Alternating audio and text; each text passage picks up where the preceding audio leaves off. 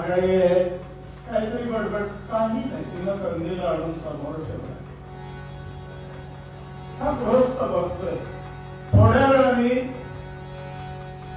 पत्नी चहा घेऊन आली कबीरांची आणि चहा दोघांना 2 पाहुणे आलेत म्हटल्यानंतर दोघांना 2 कप दिले आणि कबीर महाराजांनी एका झटक्यात चहा पिऊन मोकळे झाले. पण ह्या गृहस्थांच्या घशाखाली चहा जाईल ना, ह्या गृहस्थांच्या घशाखाली चहाच जाईल ना.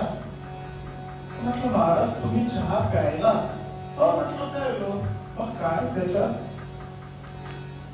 काही नाही, चहा होती, चहा घेतली महाराजांनी. म्हटलं म्हटलं त्याच्यात मीठ होतं. हो मग असेल म्हटलं, मीठ असलं म्हणून काय झालं? मग तुम्ही काही बोलला नाहीत बाईला? म्हटलं हेच तर सुखी जीवनाचं, आनंदी जीवनाचं, घर आनंदी राहण्याचं लक्षण आहे की जेव्हा मी तिला कंदील लावून आण सांगितलं, भर दुपारची वेळ आहे, तेव्हा तिने शब्द न बोलता कंदील लावून दिला. आपल्या नवऱ्याचा काहीतरी हेतू असेल ह्याच्यामध्ये, म्हणून तिने कुठल्याही प्रकारची कटकट न करता कंदील लावून ठेवला. मग आता तिनं चहा आणला, चुकून साखरेऐवजी मीठ टाकलं. चुकून साखरेऐवजी मीठ टाकलं, त्याच्यात काय विशेष आहे? मग म्हटलं हेच तर आमच्या सुखी जीवनाचं, ह्याला म्हणतात सानंदम सदनम. घर आनंदी आणि घर हस्त, ह्याच्यामध्ये फरक आहे. नुसतं हस्त घर असून कामाचं नाही, लाठ्या फेकत असतील, सुऱ्या फेकत असतील, पोळपाट फेकत असतील तर आणि हसत असतील तर त्याला आनंदी जीवन म्हणतात. सानंदम सदनम सुताश्च सुनिया. आणि मुलं कशी असावी? बुद्धिमान असावी, नुसती बुद्धिमान नाही. कारण बुद्धिमान माणसं नको ती लफडी करत असतात. अतिरेकी सुद्धा बुद्धिमान असतात, म्हणूनच बॉम्ब बनवतात, वेगवेगळी हत्यारं बनवतात दुसऱ्याचा जीव घेण्यासाठी. अशी नुसती बुद्धी असता कामा नये, तर सद्बुद्धी असायला पाहिजे. त्या बुद्धीचा चांगल्या गोष्टीसाठी उपयोग करायला पाहिजे. सुताश्च सुनिया कांता मनोहारिणी. आणि पत्नी मनोहारिणी म्हणजे मन हरण करणारी, अशी गोड बोलणारी, मधुर बोलणारी. नाहीतर कर्कशे सांगाती दुःख उदंड फजिती.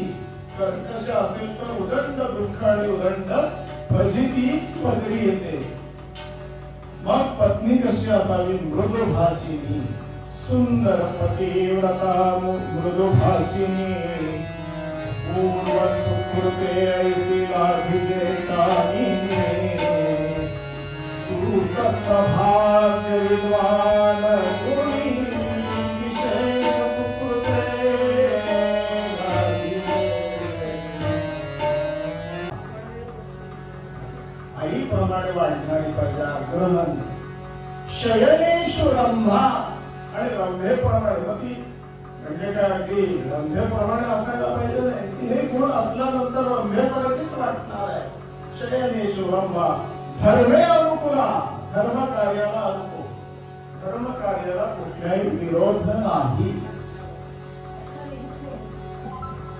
क्षमया धरित्री. आणि क्षमा करणं धरतीप्रमाणे असायला. आपण किती अन्याय करतो या भूमीवर, किती काय काय काय काय ह्या धरतीवर करतो, पण ती कधी आपल्यावर रागावते काय? नाही, तर आपल्या पोटासाठी लागणारा अन्न ती आपल्याला देत असते.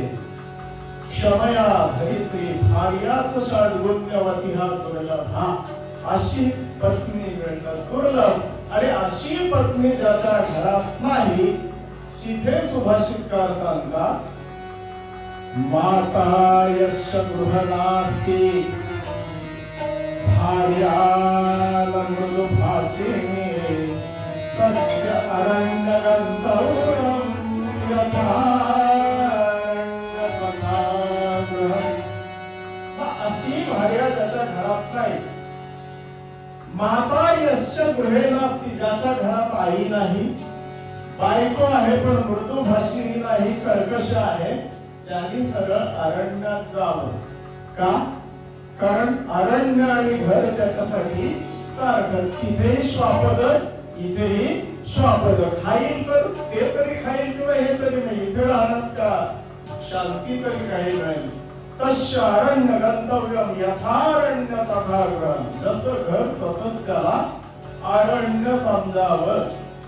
मग आपण होतो कुठे? सानंदम सदनम सुताश सूर्या कांता मनोहरिणी. तिसरं लक्षण आहे आनंदी घर असण्याचं किंवा आनंदी संसाराचं. कांता मनोहरिणी सन्मित्रम सुधरम. आणि काय पाहिजे? सन्मित्र.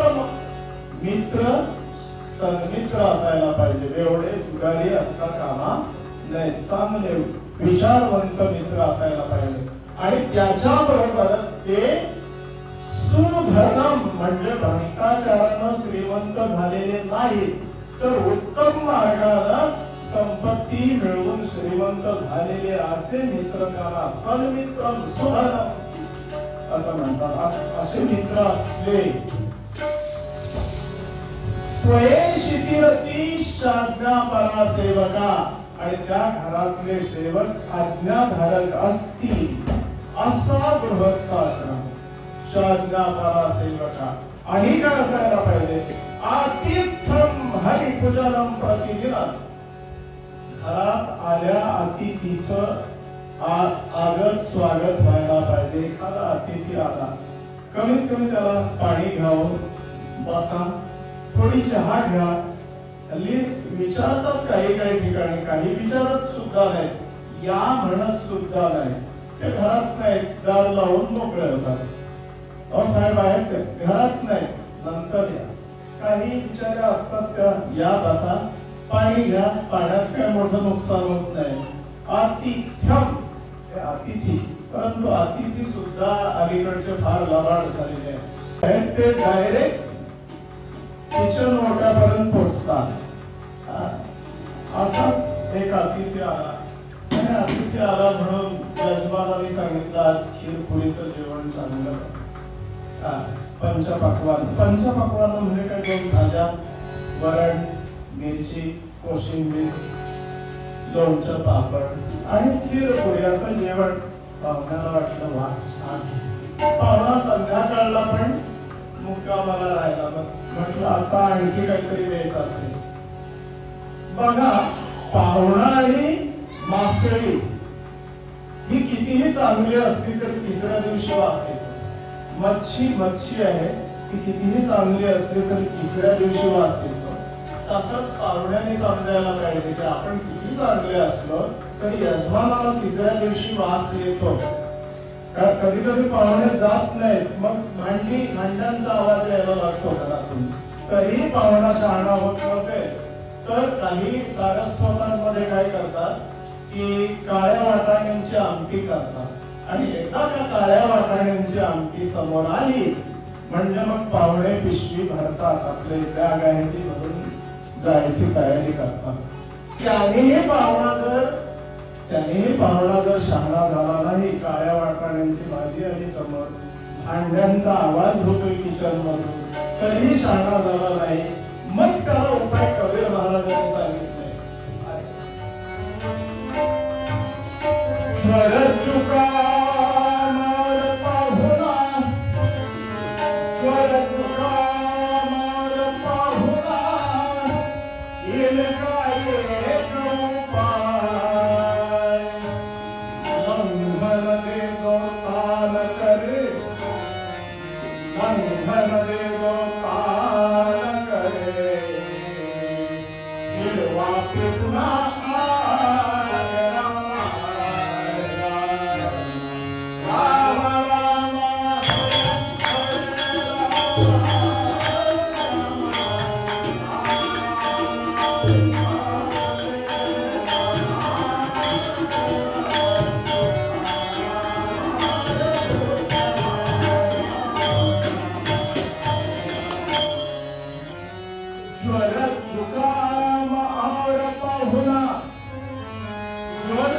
म्हणजे ताप आला ना, ताप, तर माणसं पूर्वी लंघन करायची, म्हणजे खायचं नाही, काय उपवास करायचा.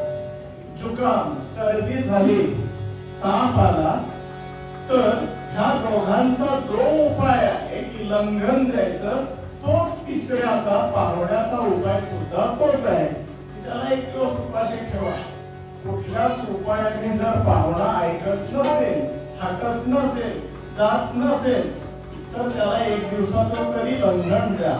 तसंच हा पाहुणा जाईना, दुसऱ्या दिवशी राहिला, तिसऱ्या दिवशी वास मारायला लागला. मग यजमानाने सांगितलं बायकोला, तू असं कर, मी तुला सकाळी काहीतरी बोल आणि तू रडायला सुरुवात कर आणि सांगायचं की मी आज जेवण बनवणार ना. असं झालं. सकाळी सुरुवात झाली. त्याने म्हटलं काय एवढा उशीर उठायला, पाहुणे आहेत आपल्याकडे, लवकर उठायचं. हे नाही रडायला सुरुवात केली. दिवसभर मी राबायचं, तुम्हाला जेवण बनवायचं, कामं घरातली करायची. ही रडायला सुरुवात, आज मी जेवणच बनवत नाही म्हटलं. तर म्हटलं नको बनवू, एक दिवस नाही बनवलंस तर मी काय मरणार आहे? आता पाहू, तू मरणार नाहीस रे, पण पाहुण्याचा जीव चाललाय भुकेने. पाहुण्याने विचार केला, ही रडारड सुरू आहे. ती बसली रुसून, हा गेला बाहेर ओटीवर बसला. पाहुण्याने बॅग धरली आणि पाहुणा निघाला. लंघन देतो तान कर, हे वापिस नाही. पाहुणा परत येणार नाही तुमच्या घरी, एक दिवस उपाशी ठेवू लागतं. बॅग भरली आणि पाहुणा निघाला. अर्धा तास तरी रडते. नवऱ्याने म्हटलं, अगं मी तुला खरं ओरडलो काय? म्हटलं मी तरी कुठे खरी रडते. नसून म्हटलं आता आपल्याला जेवण बनव. दुपार होऊन गेली, भूक लागली. तुम्ही जेवण बनवायला घेतल्याबरोबर पाहुणा हजर. म्हटलं का हो तुम्ही गेला होतात ना, मी तरी कुठे खाना गेलोय. त्या खोटं रडतात, तुम्ही खोटं त्यांच्यावर रागवला. तसाच मी खोटा गेलो होतो. काय म्हणणार या पाहुण्याला सांगा. कबीरांच्या उपायाने सुद्धा जात नाही. तर पाहुण्याने पण समजायला पाहिजे की आताचा जमाना काही असलं तरी शास्त्राने सांगितलंय की अतिथी देवो भव. अतिथी आल्यानंतर त्याला पाणी द्या, चहा देता आली तर द्या, पण या बसा एवढं तरी असायला हवं. आतिथ्यम हरिपूजनम प्रतिदिनम. प्रत्येक दिवशी भगवंताचं नामस्मरण, भगवंताची पूजा अर्चा ज्या घरात होतो. हरिपूजनम प्रतिदिनम धन्यो गृहस्थाश्रमा. असा गृहस्थाश्रम, अशांचा संसार हा धन्य झाला, हा यशस्वी झाला, आनंदी झाला. तसाच पंथांचा संसार हा भगवंताच्या कृपेने का आनंदी झाला, तर दिव्य दृष्टी प्राप्त झाली. संसाराकडे बघण्याची दृष्टी आहे ती बदलली आणि प्रत्येक दुःखाची गोष्ट आहे किंवा वाईट गोष्ट आहे ती सुद्धा त्यांना आनंदमय वाटायला लागली. असा दृष्टीमध्ये फरक झाला. म्हणून पंत म्हणतात, दत्तकृपे संसार झाला आनंद सागर. तर एकाकीन रमते म्हणून पंतांनी म्हटलंय की एकाकीन रमते म्हणून त्या भगवंताला एकट्याला करमत नाही. तुमच्याकडे किती सुखाची साधना असते आणि तुम्हाला एकट्याला जर एखाद्या रूम मध्ये बंदिस्त केलं तर बरं वाटेल काय, करेल काय? नाही. तसंच भगवंताचं झालं की एकाकीन रमते म्हणून भगवंताने हा सृष्टीचा पसारा उभा केला.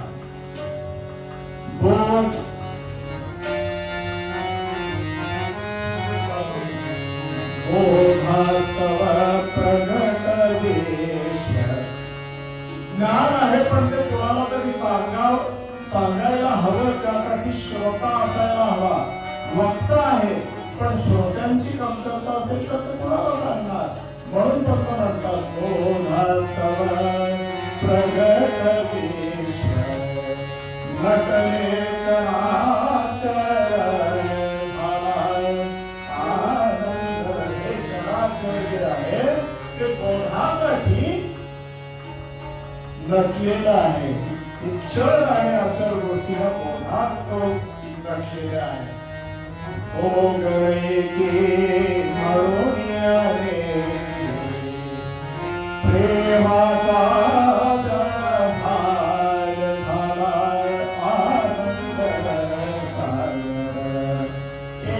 कुठलाही भोग नाही. भोगणारा आहे पण भोग नसेल किंवा भोग आहे पण भोगणारा नसेल तर त्या भोगाचा उपयोग काही नाही. समजा इथे आंब्याची फळं भरपूर लागलेली आहेत, अगदी पिवळी धम्मक मधुर असे आंबे आहेत, पण त्याचा स्वाद घ्यायलाच कोणी नसेल तर त्या आंब्यांचा उपयोग आहे काय सांगा मला? किंवा नाट्य आहे, त्या नाटकाचा रसिक श्रोता जर समोर नसेल तर त्याचा उपयोग काय? कीर्तन आहे पण कीर्तनात श्रोते नसतील तर कीर्तन कुणाला सांगायचा प्रश्न आहे.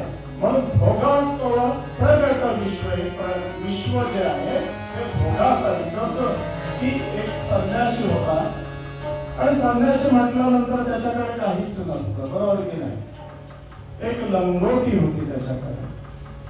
मग तो अरण्यात राहत असताना ता लंगोटी आहे, पण ती सुकवण्यासाठी, ती लंगोटी सुकवण्यासाठी काठी पाहिजे, म्हणून त्यांनी काठी बांधली, बरोबर की नाही? आता काठी आहे पण पावसाळी प्रश्न आला की काठीवर जरी लंगोटी टाकली तरी ती भिजणार आहे. म्हणून मग त्यांनी काही आपण झाप वगैरे आणतो ते आणले आणि एक पुटी केली. करता करता त्याची झोपडी उभी राहिली. आता झोपडी उभी राहिली पण ह्याला कामाचा भार झाला. मग आता काय करायचं? मग लग्न करायला पाहिजे. मग त्यांनी लग्न केलं. लग्न केल्यानंतर पोरं झाली आणि कुठे भगवंताचं नामस्मरण करायचं ते बाजूलाच राहिलं. एक पोरग झालं, दुसरं झालं, तिसरं झालं. खेळवता खेळवता खेळवता ह्याचा परमार्थ आहे तो बुडून गेला. अशा प्रकारे हे विश्व तयार झालं. आणि म्हणून महाराज म्हणतात ब्रह्मसागरी ब्रह्मसागरी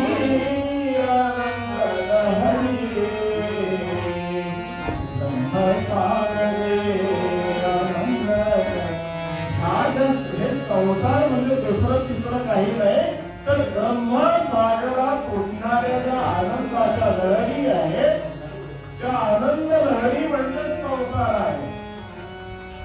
ब्रह्मसागरात ज्या आनंद लहरी उभ्या राहतात तोच संसार आहे. किंवा जे ब्रह्माला, जे भगवंताला उमाळे येतात, ज्या भावना निर्माण होतात त्या भावना म्हणजेच हा संसार आहे. आणि तो आनंदाचा व्हायचा असेल तर दत्त कृपा व्हायला पाहिजे, सद्गुरूची कृपा व्हायला पाहिजे. सद्गुरूची कृपा झाल्यानंतर भगवंताची कृपा फार लाभ नाही. किंबहुना असं आहे की सद्गुरु कृपा झाली तर कुठलाही देव तुमचं काही वाकडं करू शकत नाही. आणि सद्गुरु कृपा नसेल तर कुठलाही देव तुम्हाला वाचवू शकत नाही. आणि म्हणून मूळपादात महाराज म्हणतात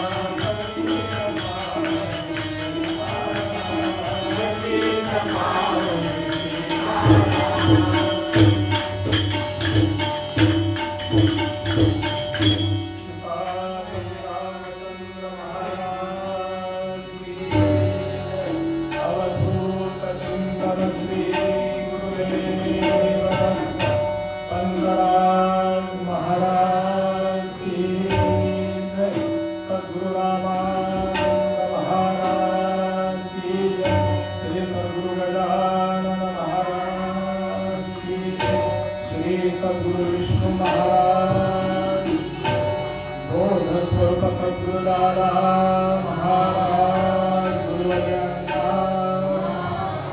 गुरुवर्य धीमसे दादा, गुरुवर्य मोरेश्वर भाऊ,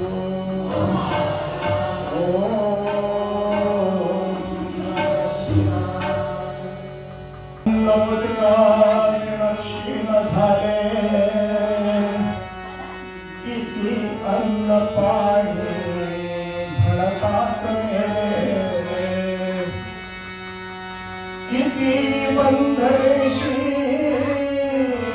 सोडून गेले, किती ऋण को हास लागून गेले,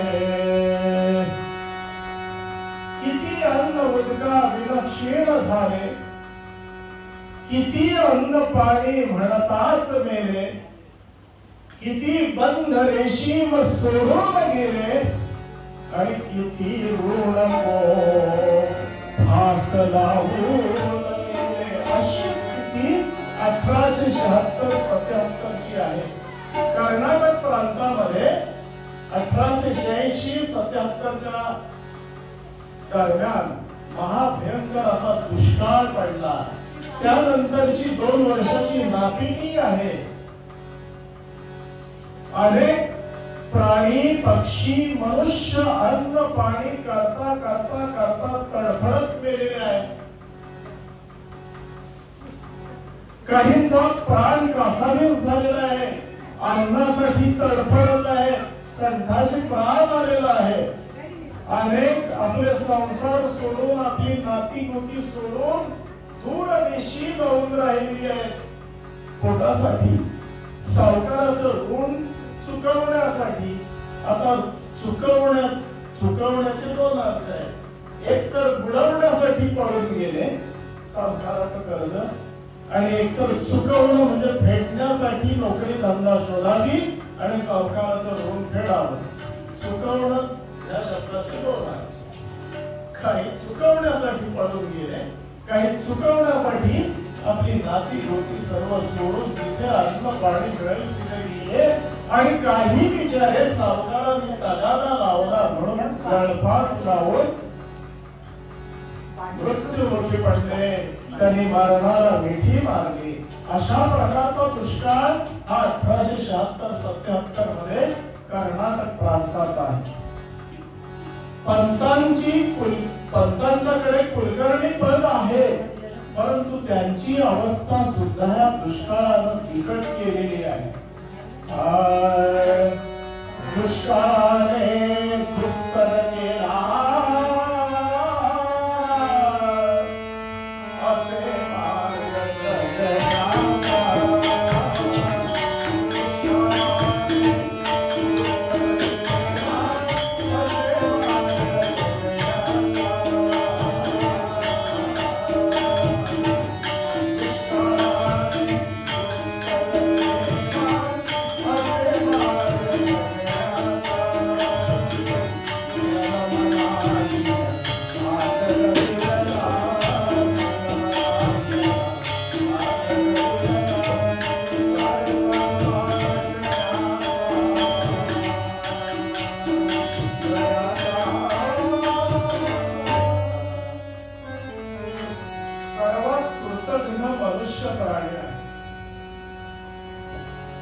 कुत्री मांजरं परवडली, त्याला प्रेम व्यक्त करतात.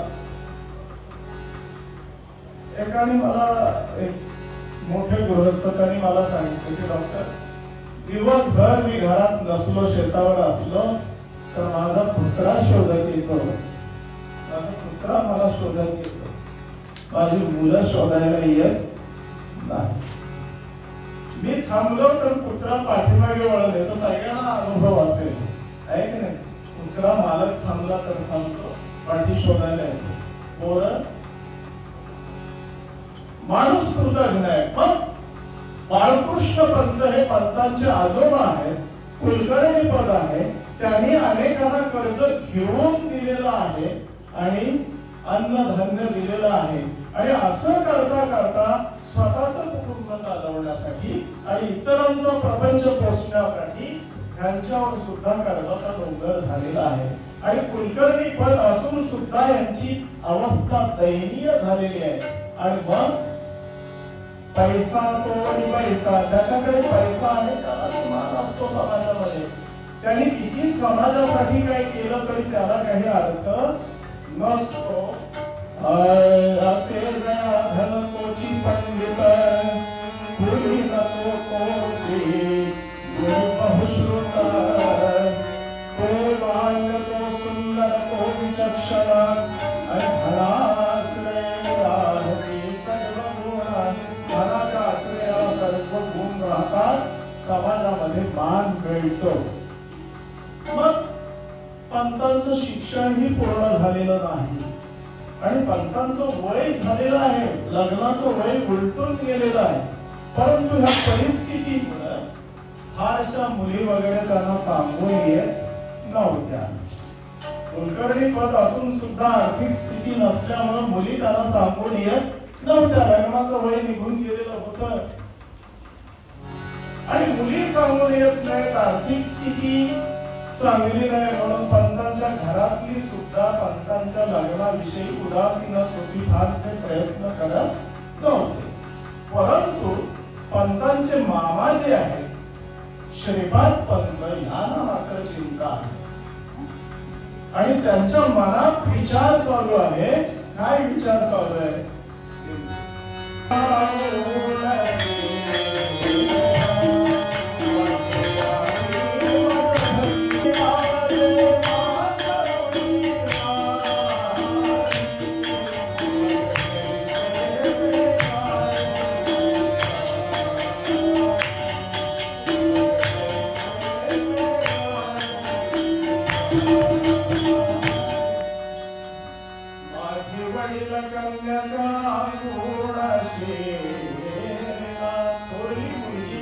चंद्राका ती अत्यंत सुंदर आहे, स्वरूपवान आहे, तशीच ती गुणवती सुद्धा आहे.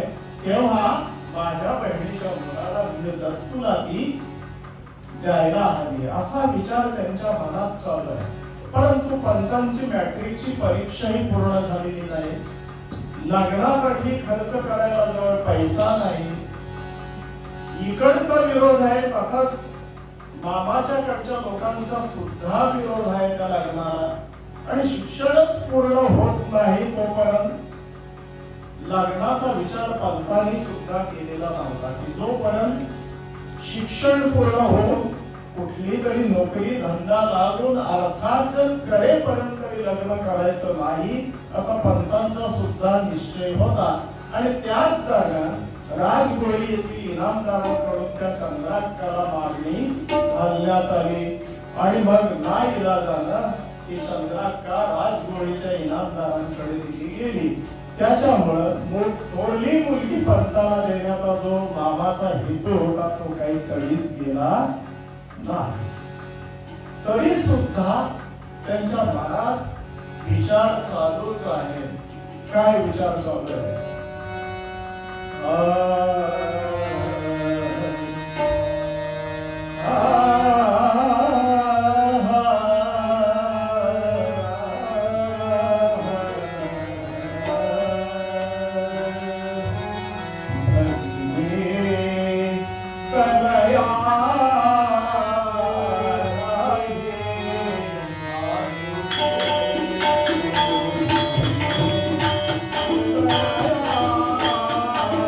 Thank you.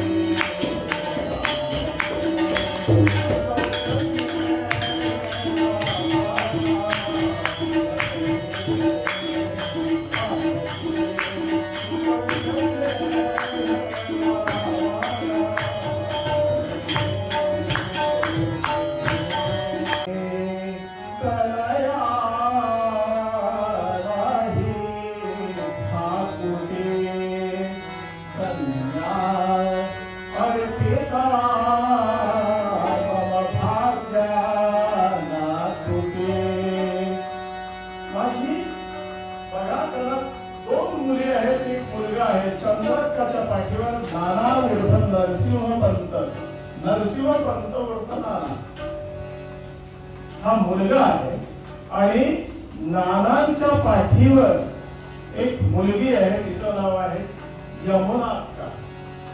नाना इंग्रजी शिक्षणासाठी पंतांबरोबरच बेळगावी राहिलेला आहे आणि मामाच्या मनात परत हा विचार आला, मोठी नाही तर छोटी मुलगी तरी नक्की दत्तूला द्यायची. भगिनी तनया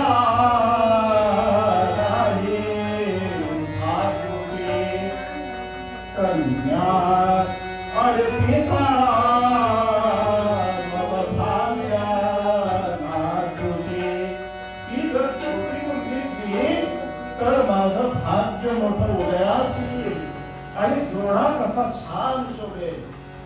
सीतार भूतमाला सीतार भूतमाला शिवाला सखी. अगदी राम जानकीचा जोडा शोभेल किंवा साक्षात भोळे शंकर आणि पार्वतीचा जोडा शोभेल अशी जोडी आहे दत्तू आणि यमुनाकाची. सीतार भूतमाला शिवाला जनुसती नांदती सौख्यस्ते अत्यंत सुखानं प्रेमानं आनंदानं संसार करतील आणि हा भवसागर पार पडून जातील. पावाया भवतटी असा विचार मामाच्या मनात घोळत आहे. आणि इकडे मामाच्याकडची जी सर्व मंडळी आहेत त्यापैकी फक्त मामांचे आई मातोश्री आणि त्यांची थोरली बहीण सुंदर अक्का हे मामाच्या मताशी सहमत आहे. आणि ही बातमी सगळी जी आहे ही चर्चा घरात चालू आहे. चर्चा चालू असलेली त्या यमुना अक्कांच्या कानावर गेलेली आहे आणि त्या म्हणतात म्हणवरीला ती आगळे म्हणवरीला ती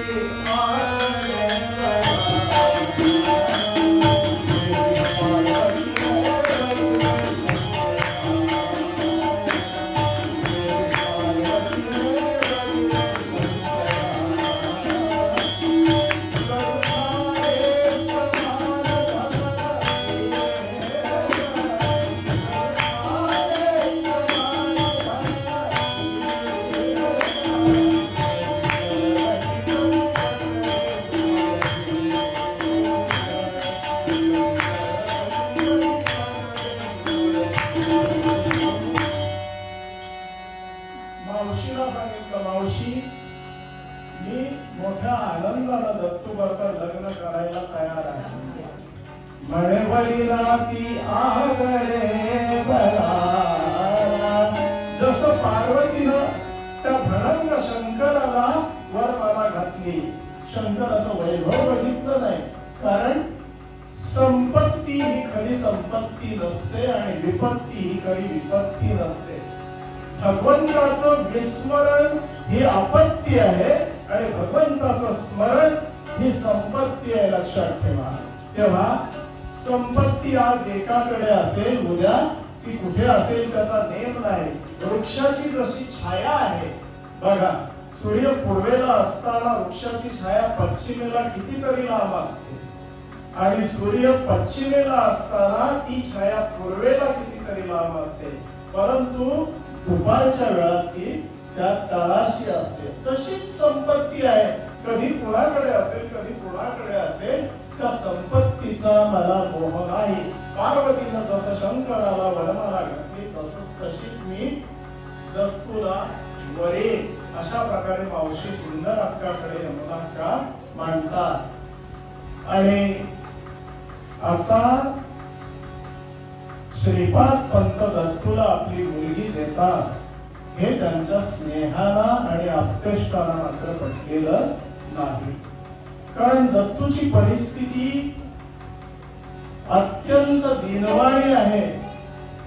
अशी परिस्थिती होती की दत्तू जेव्हा एक दिवशी आपल्या घरी आला तेव्हा त्यांच्यासाठी फक्त भात बनवला होता. बाकी सगळ्यांसाठी पेज बनवली होती, कण्यांची पेज बनवलेली होती. अशी दुष्काळात त्यांची स्थिती होती. तेव्हा ही मंडळी म्हणतात की दरिद्री नारायणास द्यावी. ही मुलगी दरिद्री नारायणाला देण्यापेक्षा काय करा, तर तिचे हातपाय बांधा. तुम्हाला पोसायला कठीण झालेली असेल तर तिचे हातपाय बांधा आणि विहिरीत ढकलून द्या, परंतु दत्तूला देऊ नका. एवढ्यापर्यंत त्या लोकांची मजल पोहोचलेली आहे. दरिद्री नारायणास द्यावी, कठीण जरी पोसाया. अहो दरिद्री नारायणास द्यावी, कठीण जरी पोसाया.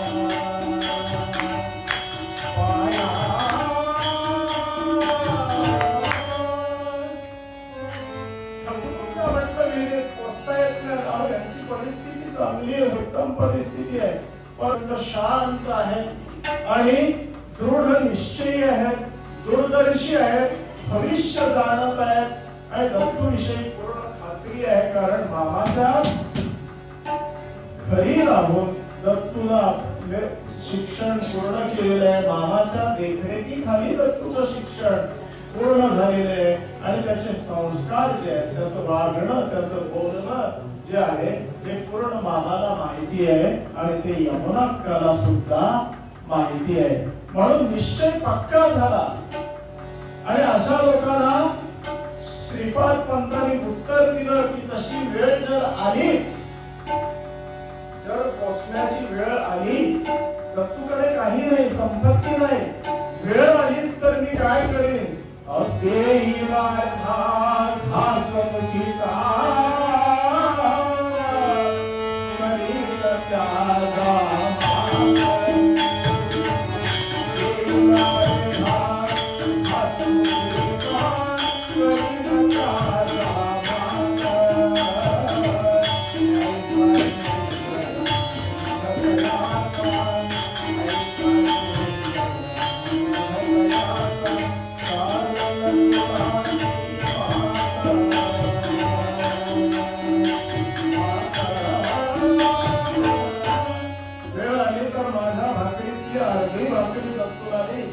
पण जावई दत्तूलाच करीन असा दृढ निश्चय असल्यामुळं श्रीपाद पंतांच्या पुढे कोणाचं काही चाललं नाही. लग्नाची तयारी सुरू केली. यमुनाक्का दत्तूला देण्याचं निश्चित झालं. परंतु ही बात दत्तूच्या घरच्यांना सुद्धा पसंत पडली नाही. त्याचं कारण वेगळं होतं. त्याचं कारण असं होतं की पंतांचे आजोबा बाळकृष्ण पंत आहे, हे सुद्धा कुलकर्णी पद त्यांच्याकडे आहे. पूर्वीची परिस्थिती त्यांची फार उत्तम आहे आणि त्यांची परिस्थिती अशी होती की सालंकृत कन्यादाने, सालंकृत कन्यादाने लग्न रुचे नागनकाच्या जनकाशी प्रपोत्र दर्शने जाने दर्शने जाणे रंगे अभिषेकी मायचा सूरा रामाला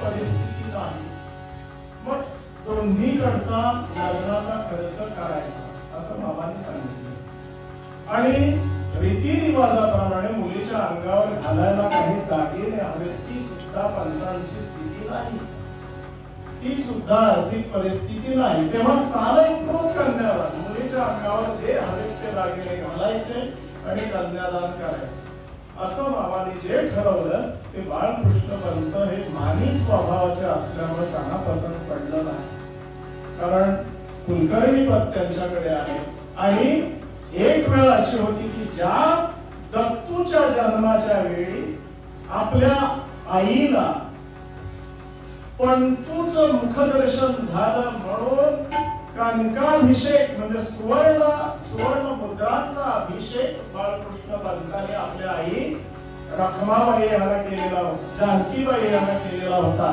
सॉरी आणि अशी परिस्थिती असलेलं घराणं आणि त्याच दत्तूच्या लग्नासाठी खर्च करू शकत नाही आणि सालंकृत कन्यादानानं लग्न करावं लागतं ह्याचं दुःख बाळकृष्ण पंतांना होतं परंतु त्यांची परिस्थिती लग्नाचा खर्च करण्याची नव्हती त्यांच्यावर कर्ज झालेलं होतं दुष्काळामुळे आणि जामीन राहिलेले सुद्धा कर्ज त्यांच्यावर पडलेलं होतं तेव्हा नाईलाजानं ह्या लग्नाला संमती दिली परंतु सर्व उदासीन होती कुणालाही उत्साह वाटत नव्हता पंतांच्या लग्नाच्या संबंधी आणि ह्याच वेळी एक गोष्ट अशी झाली की गुरुनाथ पंत म्हणून गुरुनाथ पंत कुलकर्णी हे पंतांच्या घराण्यातलेच एक गृहस्थ आहेत आणि कुलकर्णी पदाचे हिस्सेदार आहेत त्यांनी बाळकृष्ण पंतांचा जो मुलगा आहे चिंताप्पा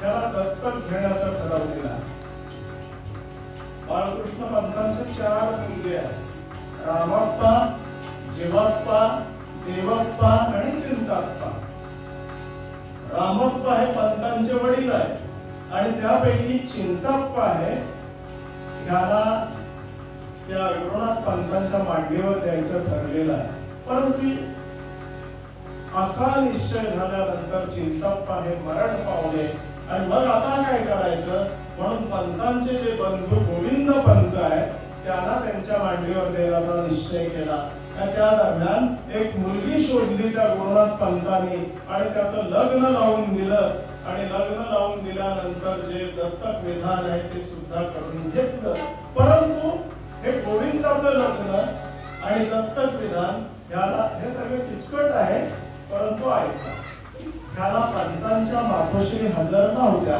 कारण त्या बाकीच्या मुलाला घेऊन रायबागी गेलेल्या होत्या पंतांच्या लग्नाच्या तयारीसाठी गेलेल्या होत्या आणि इकडे बाळेकुंडीला फक्त बाळकृष्ण पंत आहेत त्यांच्या पत्नी ज्या आहेत रखमाबाई त्या आहेत त्यानंतर जीवप्पा आहेत आणि रामप्पा म्हणजे पंतांचे वडील एवढी 4 माणसं शिल्लक आहेत आणि जे देवप्पा नावाचे काका आहेत ते मरीकट्टी इथे राहत होते त्याच्यामुळे तेही इथे नव्हते आणि अशा प्रकारे उदासीन वातावरणामध्ये पंतांच्या लग्नाची तयारी सुरू आहे आणि रायबाग मुक्काम ठरलं आणि त्या दरम्यान श्रीपाद पंतांचा मुलगा जो नाना आहे त्यालाही बऱ्याच मुली सांगून आल्यामुळे त्याचंही लग्न ठरलेलं आहे आणि एकाच वेळी 2 लग्न उरकली तर खर्चामध्ये बचत होईल म्हणून दोन्ही लग्न त्या रायबाग मुक्कामी ठरलेली आहे अशा प्रकारे सगळं वातावरण चालू असताना आणखी एक संकट आलेलं आहे काय संकट आहे की त्यावेळीच्या सावकारानं बाळेकुंडरीचे जे इनामदार आहे त्या इनामदाराच्या वाड्यावर जप्ती हुकूमनामा मिळवलेला आहे आणि ती जप्ती करत असताना त्या इनामदारानं काहीतरी आगळीक केली असा ह्या सावकाराचा आरोप आहे, म्हणून त्यानं त्याच्यावर फौजदारी केली. आणि ह्या फौजदारीच्या वेळी पंतांच्या आजोबांनी म्हणजे बाळकृष्ण पंतांनी आपल्या बाजूला साक्ष द्यावी असा त्या सावकाराचा दबाव पंतांच्या आजोबावर आलेला आहे. आता ते दबाव येण्याचं कारण ही तसंच आहे की त्याच सावकाराने बाळेकुंदरीच्या एका गृहस्थाला कर्ज दिलेलं होतं. 200 रुपयाचं कर्ज आहे आणि ते कर्जाचाही हुकूमनामा मिळवला. त्याला जामीनदार बाळकृष्ण पंत आहे आणि हुकूमनामा मिळवल्यानंतर तो जो कर्जदार होता, मगाशी मी सांगितल्याप्रमाणे की काही पळून गेले, तो कर्जदार आहे, तो पळून गेला आणि आता बाळकृष्ण पंत त्या कर्जामध्ये अडकले. सावकारानं त्यांच्या विरुद्ध वसुलीचा हुकूमनामा मिळवला आणि आता खोटी साक्ष आपल्या बाजूने द्यावी असा दबाव त्या सावकारानं बाळकृष्ण पंतांवर आणलेला आहे. तसा निरोप पाठवला. साक्ष अनुकूल भगवान, सावकाराला पत्र पाठवलं, एका माणसाकडे चिठ्ठी पाठवली की बाळकृष्ण पंत, तुम्ही माझ्या बाजूला साक्ष द्यायची, इनामदाराच्या विरुद्ध साक्ष द्यायची. तुम्ही साक्ष दिली तर बाळेकुंदरीतली इतर मंडळी सुद्धा साक्ष माझ्या बाजूला देतील आणि तुम्ही जर साक्ष माझ्या बाजूने दिली नाही तर इतर हे देणार नाही. तेव्हा तुम्ही लक्षात ठेवा की माझ्या बाजूने जर साक्ष दिली, साक्ष अनुकूल भगवान, याल करी माफी सपाट भार, जरील कराल ऐसे, जरील कराल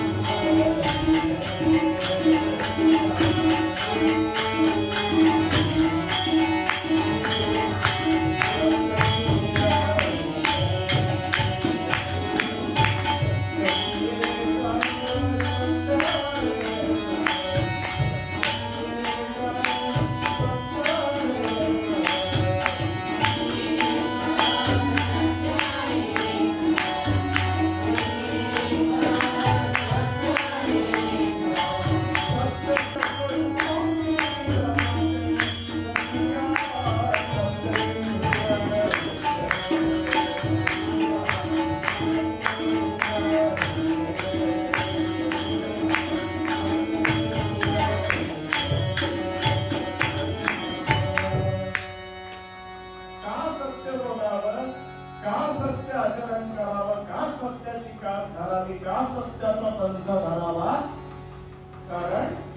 शेवटी सत्यच मिरवतं आणि एक असत्य जर आपण बोललो, एक खोटं बोललो तर 100 वेळा खोटं बोलावं लागतं आणि मग विनाशाच्या मार्गाने आपण जातो. म्हणून सत्य बोलावे, आचरावे सत्य, असं पंतांनी आपल्या आजोबांना सांगितलं आणि तसा सावकाराला सुद्धा निरोप पाठवला की आम्ही काही खोटं बोलू शकत नाही, जे सत्य आहे ते आम्ही सांगणार. असं ऐकल्यानंतर तो सावकार अत्यंत संतापला आणि बाळकृष्ण पंतांची मानखंडना करण्याचा त्याने निर्धार केला आणि पंतांचा विवाहाचा दिवस उजाडलेला आहे.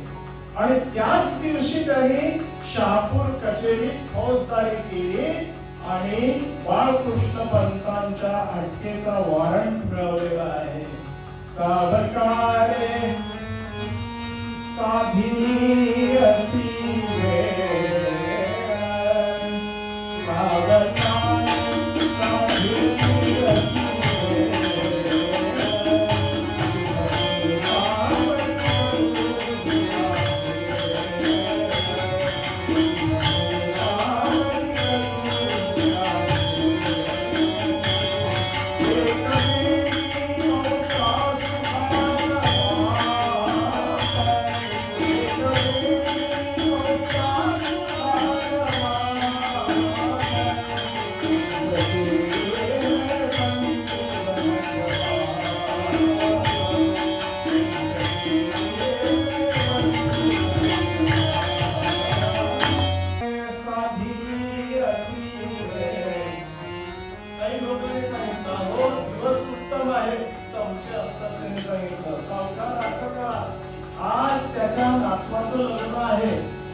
आजच त्याच्या हातात बेड्या पडल्या पाहिजेत असा बंदोबस्त करा. मग त्यांनी काहीतरी चाललं सावकाराने पोलीस स्टेशनला आणि नेमकं त्या मुहूर्ताच्या वेळेस पोलीस आलेले आहेत. आजोबांना अटक झाली.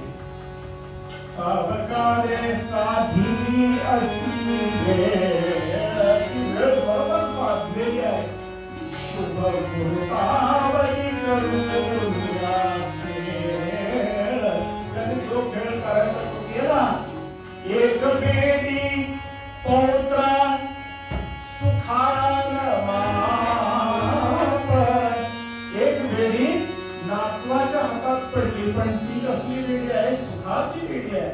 तिथे आनंदाला माप नाही. लग्न बेडी आहे. त्या लग्न बेडीनं बंदी झालेला आहे नातू. आणि त्याच वेळी एक बेडीने बंद बाप.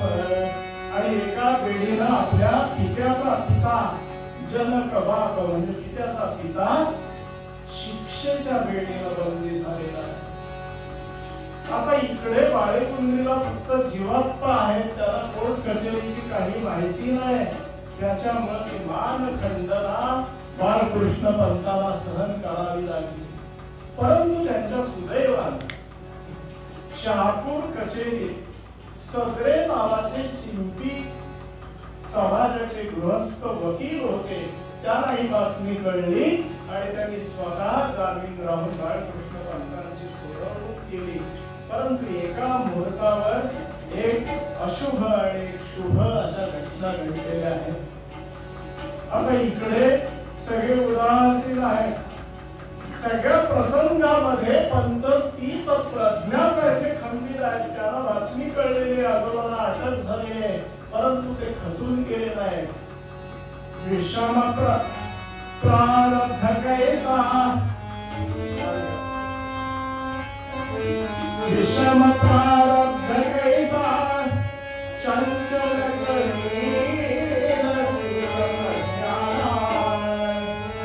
स्वरूपी समरस होय हाय. स्वरूपी समरस होय हाय. तरी साकळे गृहस्थाश्रमान्या राम राम.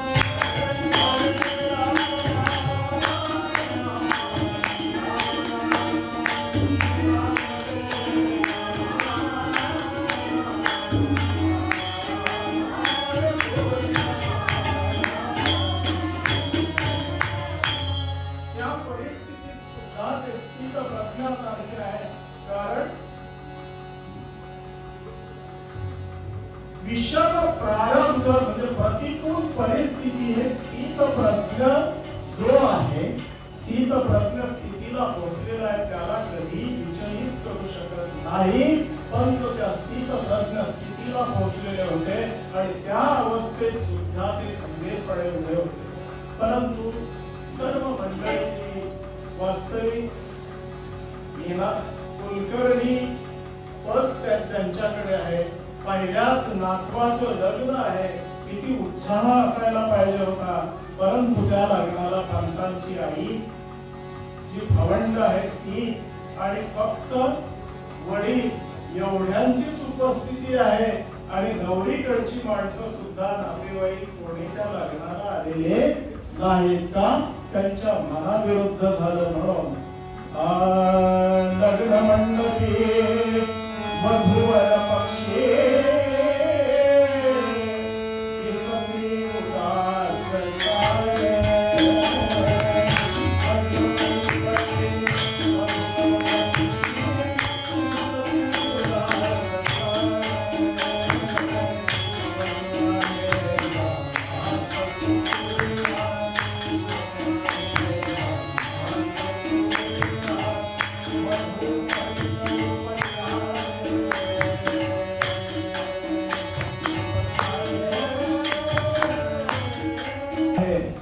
आणि पुरोहित आलेले आहेत. त्यांनी मंगलाष्टक म्हणायला सुरुवात केलेली आहे. पूर्वीचे भटजी सुंदर म्हणायचे नाहीत नुसते, तर शास्त्रोक्त सुद्धा मंगलाष्टका व्हायच्या. आताच्या मंगलाष्टका म्हणजे सर्व त्याचा अपभ्रंश झालेला असतो. आम्ही म्हणतो ब्राह्मणानेच म्हणायचं, तर त्या ब्राह्मणाला पण येत नाही. आणि हे तामासुरात गाणारे त्याची वाट लावतात. अष्टक आता अष्टक राहिलंच नाही. मंगल अष्टक 8 तुकांचं जे असतं ते अष्टक. आता एवढी लांब गाणी बनवून त्याला मंगल अष्टक म्हणतात. काय काय म्हणतो बघा, म्हणताना शास्त्री आश्रमचा, काय आ आणि श्रम, अहो ते आश्रम आहे. शास्त्री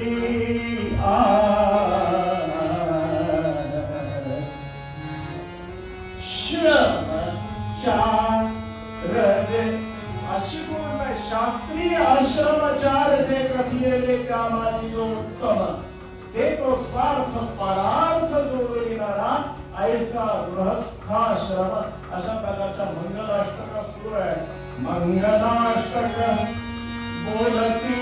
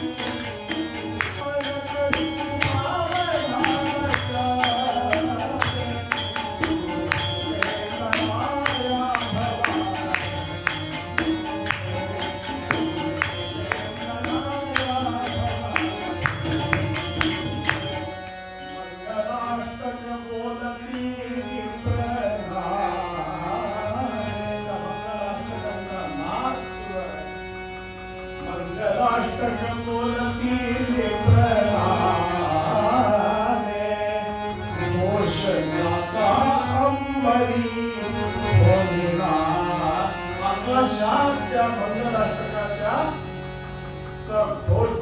चाललेला आवाज गुंजवलेला आहे.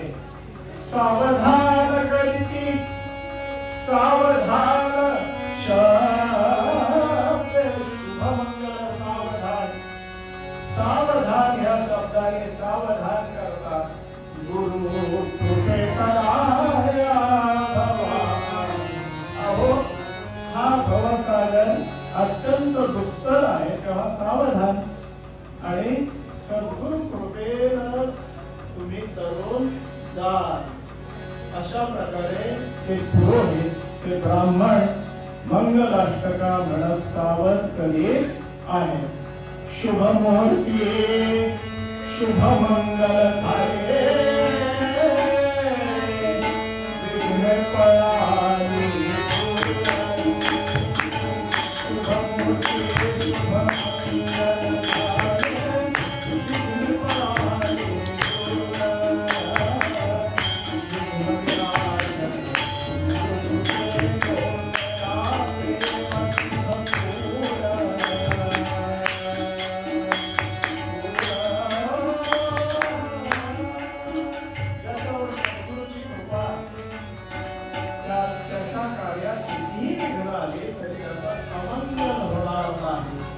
सर्वदा सर्वकार्येषु नास्ति तेषां मङ्गलम्. येषां हृदयस्थो भगवान् मंगलाय तनो. त्याच्या हृदयामध्ये साक्षात भगवंताचा वास आहे. त्याचा अमंगल कधीच होणार नाही. त्याचा सर्वत्र विजय होणार. त्याच्या पदरी यश येणार. त्याचा संसार सुखाचा होईल, याच्यात काही वादच नाही. म्हणून शुभ मुहूर्ती शुभ मंगल झाले. त्या शुभ मुहूर्तावर शुभ मंगल सावधान झालं. आणि खरंच पंतांचा संसार जो आहे तो मंगल झालेला आहे, शुभ झालेला आहे, आनंदाचा झालेला आहे. गृहस्थाश्रम झाला धन्य. गृहस्थाश्रम झाला धन्य. काही उरेना धनधान्य. लक्ष्मी अन्न अन्नपूर्णा स्वये अवतरो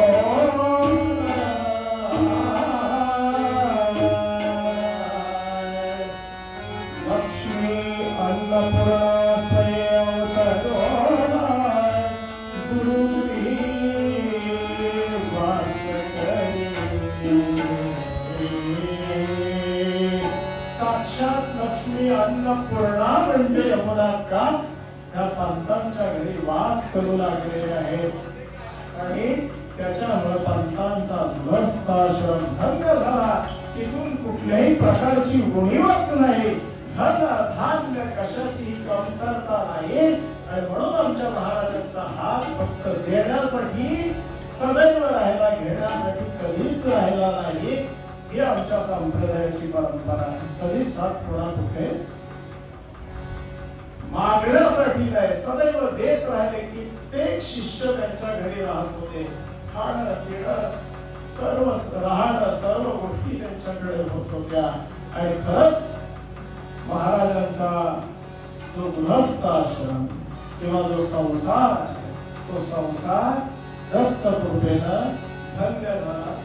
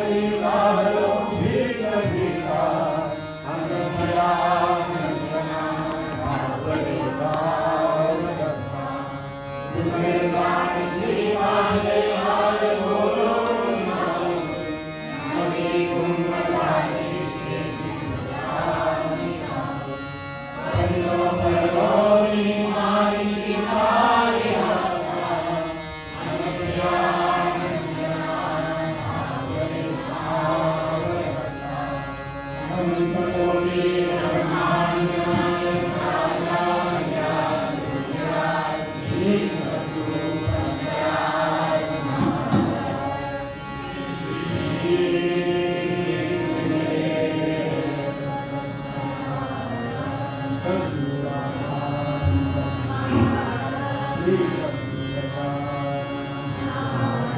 श्री सद्गुरु विष्णू ओम स्वरूप सद्गुरुनाथ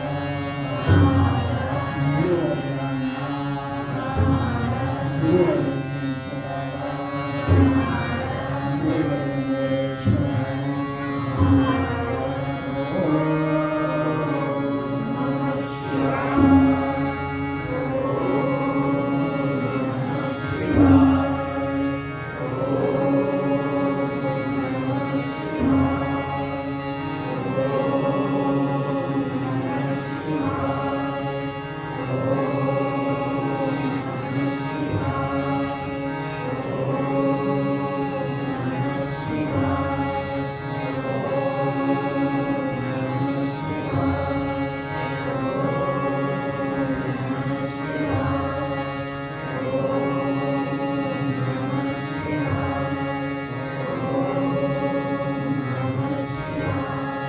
Oh